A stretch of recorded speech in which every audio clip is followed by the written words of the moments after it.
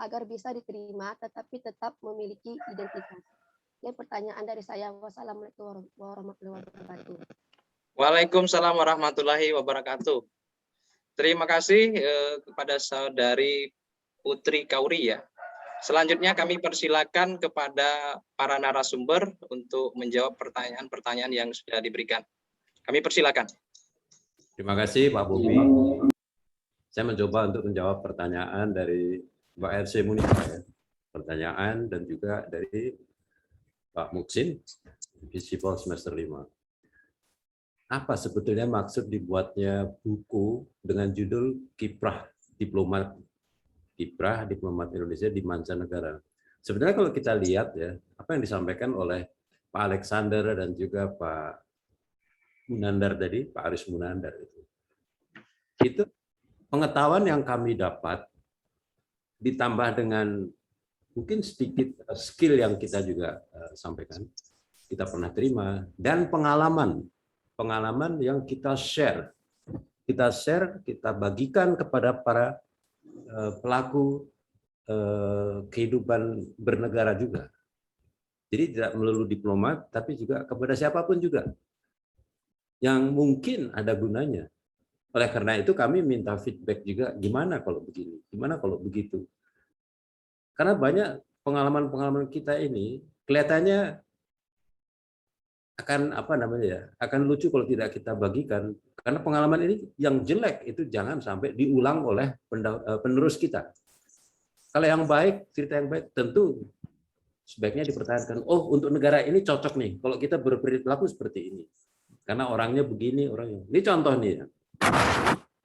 Contoh apa yang disampaikan oleh Pak Alexander tadi. Saya terima kasih Pak Alexander ya. Jadi kita ini lihat bagaimana bisa belajar menghargai kepada semua masyarakat. Karena perbedaan adalah kekuatan. Kita ini memiliki 700 different ethnic groups dengan lebih dari ribuan bahasa. Tapi bisa bersatu. Di Lebanon itu ya kawan-kawan semuanya, adik-adik dan juga Allah. Itu jumlah faksi, jumlah partai politik, jumlah rasnya demikian ya. Itu lebih kecil. Sunni, Syiah, Druzi, Kristen, Katolik, Kristen Ortodoks. Cuma ada kelemahannya. Kelemahannya adalah demokrasinya itu dijatah oleh konstitusinya. Nah, siapa yang membuat konstitusi itu? Campur tangan negara kolonial dulu yang pernah di Lebanon. Nanti teman-teman cari sendiri, saya nggak usah nyebut nama tuh. Jadi, kawan-kawan semuanya, jabatan paling tinggi Kristen Maronit adalah presiden. Jabatan paling tinggi Sunni adalah Perdana Menteri. Syiah itu ketua parlemen. Jadi Syiah itu nggak bisa jadi presiden, nggak bisa. Druzi menjadi menteri, Kristen menjadi menteri. Itu terus. Padahal yang namanya jumlah penduduk Syiah ya, itu semakin lama semakin banyak. Nah, dalam suatu negara demokrasi sebetulnya jumlah yang banyak itu ya tentunya dengan persyaratan yang tertentu ya. Mereka punya kapabilitas, SDM yang bagus, bisa berhak untuk memimpin, mengambil keputusan. Tapi itu dijatain, segitu-segitu aja. Nah, kalau kita kan enggak kan. Nah, pengalaman-pengalaman seperti itu jangan sampai terulang. Dari tahun 1943, 2 tahun sebelum kita merdeka, sudah ada tuh Lebanon tuh. Tapi negaranya dijatain. Sampai hari ini situasi itu terjadi. Situasi itu sangat terjadi. Dan economic upheaval ya. Ada masalah-masalah dulu, itu terjadi terus setiap hari. Saya senang juga dengan pandangan Pak Aris tadi itu.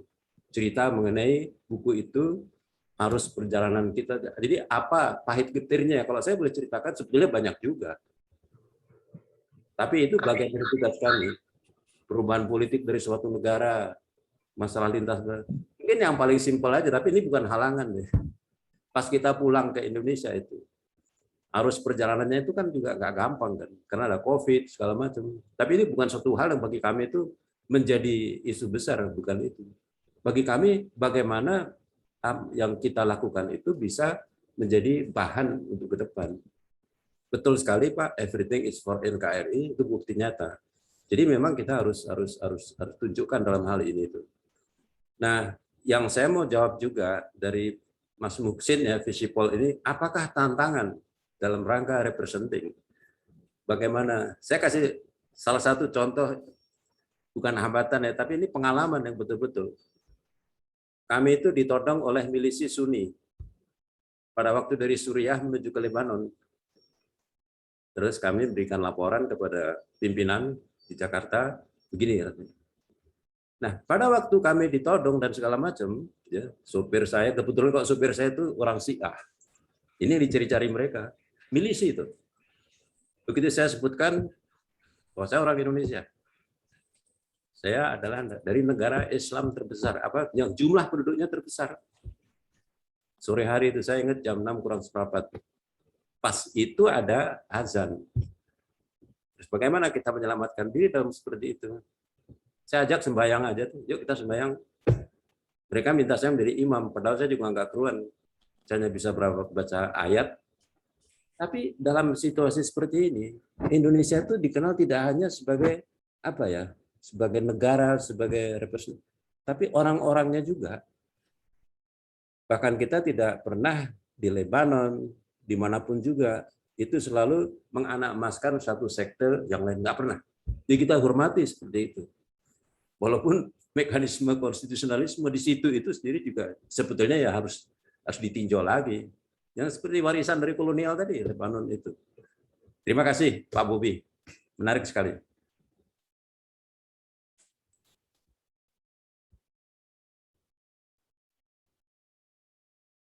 Sudah, Pak. Makasih, Baik, Pak. terima kasih Pak Bagas. Kami berikan kesempatan kembali kepada Bapak narasumber untuk menjawab pertanyaan yang mungkin belum dijawab atau ingin menambahkan apa yang sudah disampaikan oleh Bapak Bagas. Kami persilakan. Baik, saya mencoba untuk sedikit menambah apa yang Pak Dubes Bagas tadi kemukakan.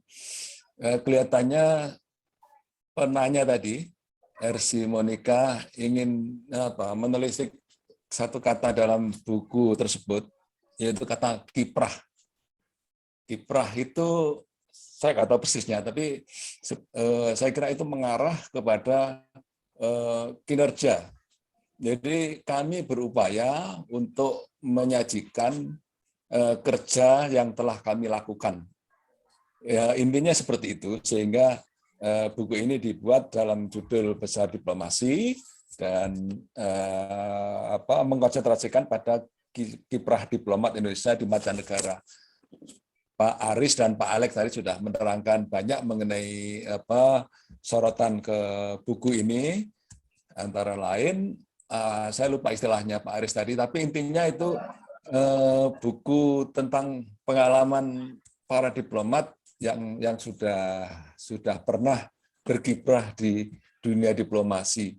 Baik jeleknya mungkin lebih banyak baiknya, tapi sedikit banyak juga tadi saya sudah menyitir bahwa di era kami bertugas terjadi perubahan fundamental yang itu sangat mempengaruhi bukan hanya daya tawar kita, tapi mewarnai kiprah kita, kiprah yang begitu sedih pada saat negara kita runyam di tahun 98 misalnya.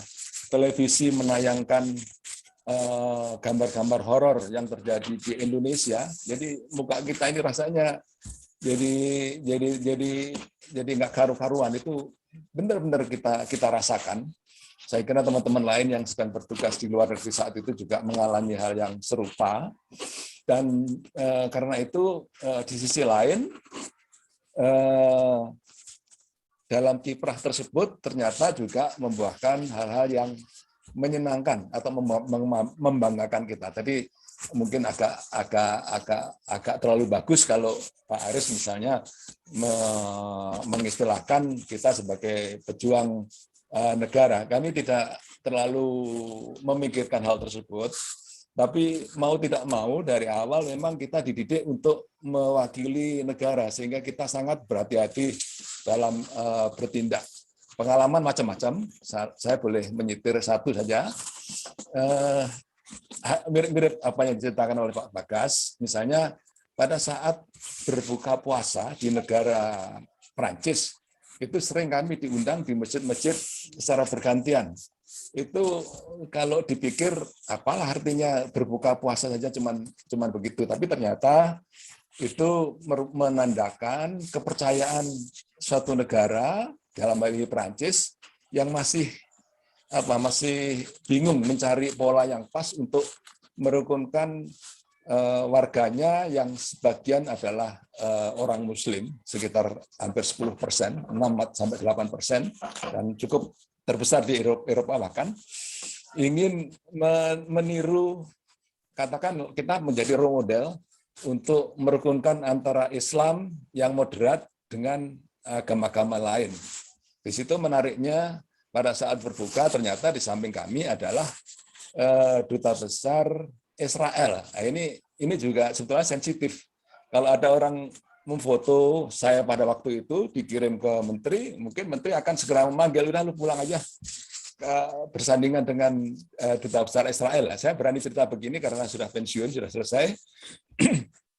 Jadi di situ menarik sekali, dan duta besar Israel itu begitu hafalnya dengan presiden kita yang namanya Abdul Rahman Wahid. Nah, dari situ kiprah diplomasi ini yang mungkin dimaksudkan oleh Mbak Ersi Monika tadi, bahwa di situ menggambarkan langkah-langkah kita, pengalaman kita, suka duka kita dalam diplomasi. Kemudian saya sambung dengan penanya ketiga, Puri Kauri, yang tertarik dengan diplomasi budaya.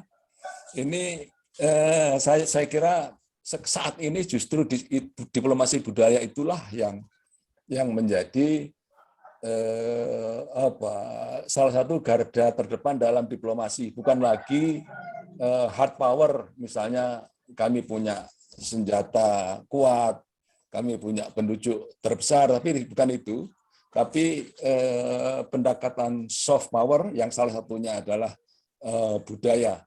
Budaya di sini menjadi elemen yang sangat bisa merekatkan hubungan satu bangsa dengan bangsa lain, hubungan dalam berdiplomasi. Kita punya leverage yang tinggi kalau budaya kita juga dikenal mereka. Contoh saja, kalau di negara kita, kalau mungkin kita sebagai quote-unquote korban dari diplomasi budaya kita dengan sebut saja, kalau boleh mencontohkan Korea Selatan, betapa intrusifnya, betapa mendalamnya mereka melaksanakan diplomasi budaya ini, dan itu memang diolah oleh pemerintah agar para pelaku budaya Korea ini bisa mengekspor sampai ke dalam-dalam di negara lain. Jadi sampai sekarang pelawak pun juga gaya-gayanya juga ingin seperti bintang Korea misalnya.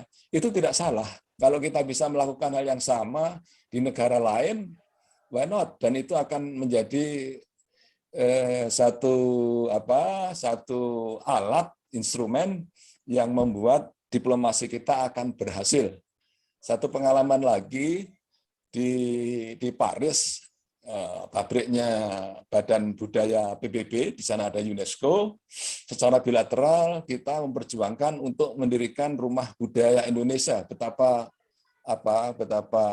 gigihnya pada waktu itu kawan-kawan di KBRI, dan akhirnya pemerintah setempat memberikan alokasi lahan gratis yang bisa dipakai untuk mendirikan rumah budaya. Wallahu alam, mungkin sampai sekarang belum terwujud, tapi itu menunjukkan bahwa diplomasi budaya saat ini merupakan salah satu elemen utama. Jadi kalau ada rombongan penari, atau kalau penari sudah biasa ya. Mungkin ada yang kenal Pak Wongso yang ahli kuliner, itu yang pernah kita pakai untuk mengenalkan makanan Indonesia di luar negeri. Itu bagian dari diplomasi budaya yang dipertanyakan oleh Puri Kauri tadi mungkin. Saya kira itu yang bisa saya share. Terima kasih. Baik, terima kasih Pak Hari. Kepada Bapak Sutadi, jika ingin menambahkan atau ingin menjawab pertanyaan yang tadi disampaikan, kami persilakan. Terima kasih Pak Bobi. Jadi seperti tadi dari beberapa pertanyaan dari para